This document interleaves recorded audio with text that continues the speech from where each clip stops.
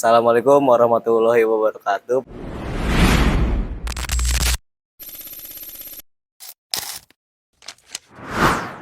Perkenalkan, nama saya Ferel Ahmad Dioktora dari Prodi PGMI dengan NIM 12401110431. Di sini saya akan menjelaskan 12 materi tugas UAS. Pembelajaran Sastra Indonesia. Jadi materi yang berkaitan dengan pembelajaran bahasa dan sastra yaitu deskriptif benda, identifikasi diri, kalimat sapaan, dan jenis-jenis membaca, tata cara membaca puisi dan teks, pengertian ringkasan dan ikhtisar, serta pengertian dan cara kerja parafrase. Pertama, saya bahas itu dari deskripsi benda ya. Deskripsi benda itu merupakan bentuk penyampaian informasi yang menggambarkan suatu benda secara jelas sehingga pembaca atau pendengar dapat membayangkan bentuk, warna, ukuran, fungsi maupun ciri khasnya. Seperti contohnya itu ada sebuah buku memiliki bentuk persegi panjang dengan sampul yang melindungi isi di dalamnya. Halamannya tersusun rapi dan berisi tulisan yang memberikan pengetahuan kepada pembacanya. Buku menjadi salah satu sumber belajar yang sangat penting karena mampu menyampaikan informasi secara lengkap dan sistematis. Kedua itu ada identifikasi diri. Identifikasi diri adalah kegiatan memperkenalkan diri kita kepada orang lain dengan menyampaikan informasi dengan benar mengenai identitas pribadi. Informasi tersebut dapat berupa nama, tempat tinggal, asal sekolah, atau perguruan tinggi, hobi maupun cita-cita. Dengan melakukan identifikasi diri secara baik, seorang dapat menjalin komunikasi yang lebih mudah dan membangun hubungan yang positif dengan orang lain. Selanjutnya ini ada di kalimat sapaan. Kalimat sapa merupakan kalimat yang digunakan untuk menyapa atau memulai komunikasi dengan orang lain secara sopan dan santun. Walaupun sopan santun adalah bahasa tubuh. Contohnya itu selamat pagi. Atau halo teman-teman.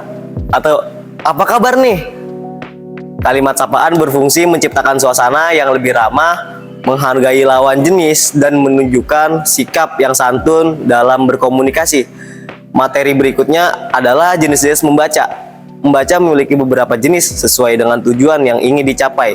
Pertama itu membaca nyaring, yaitu membaca dengan suara yang jelas sehingga dapat didengar oleh orang lain. Kedua itu membaca dalam hati.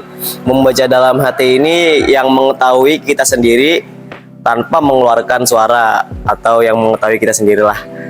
Yang ketiga itu ada membaca insentif, yaitu membaca cara teliti untuk memperoleh informasi secara mendalam. Yang keempat itu ada membaca ekstensif, yaitu membaca berbagai bacaan dalam jumlah banyak yang menambah wawasan. Selain itu juga membaca sekilas atau skimming, atau membaca yang utamanya aja lah, maksudnya yang tokoh utamanya aja lah.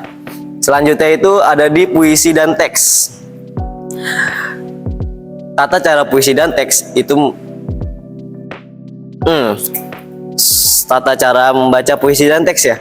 Dalam membaca puisi, pembawa harus memperhatikan pelafalan, intonasi, dan pengucapan kata-kata juga harus diperhatikan, tetapi juga mampu menyampaikan makna dan perasaan yang terkandung di dalamnya. Sementara itu dalam membaca teks biasa, ini beda nih daripada membaca teks puisi. Membaca teks biasa itu ya biasa saja, membaca harus memperhatikan kejelasan, ketepatan tanda baca. Sedangkan puisi teks itu harus dengan irama. Selanjutnya itu ada ringkasan dan ikhtisar. Ringkasan merupakan penyajian kembali isi suatu bacaan dalam bentuk yang lebih singkat tanpa menghilangkan pokok-pokok pentingnya.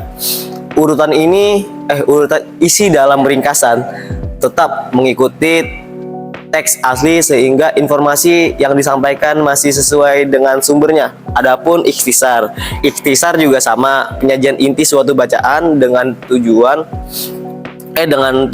kita itu menggunakan bahasa sendiri tanpa harus mengikuti urutan isi teks asli. Ikhtisar lebih menekankan pada gagasan utama sehingga penulis memiliki kebebasan dalam menyusun penyampaiannya. Materi yang terakhir ini ada parafrase. Parafrase itu adalah mengungkapkan kembali suatu kalimat atau paragraf dengan menggunakan kata-kata yang berbeda. Maksudnya kita itu pakai bahasa sendiri nih kalau mau kita menyampaikan suatu pendapat. Tapi kita mengcopy pendapat orang lain dengan bahasa kita sendiri, tidak plagiarismekan bahasa.